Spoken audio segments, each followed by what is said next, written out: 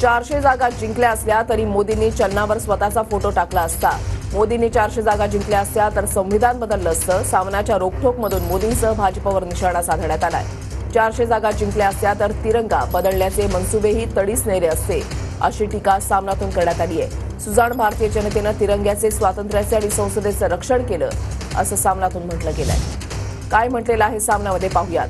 मोदींनी 400 जागा जिंकल्या असत्या तर भारतीय चलनावर गांधींच्या ऐवजी स्वतःचा फोटो टाकण्याची इच्छा पूर्ण करून घेतली असती. संविधान त्यांनी नक्कीच बदललं असतं. तिरंगा बदलण्याचे मनसुबेही तडीस नेले असते. 3 हा आकडा संघ विचारधारा मानणाऱ्यांसाठी अशुभ असला तरी या 3 गोष्टी मोदी यांनी नक्कीच घडवून आणल्या असत्या.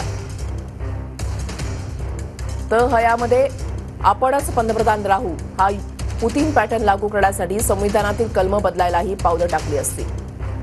पण भारतीय जनतेने हे होऊ दिलं नाही. सुजाण भारतीय जनतेनं तिरंग्याचं, स्वातंत्र्याचं आणि संसदेचं रक्षण केलंय.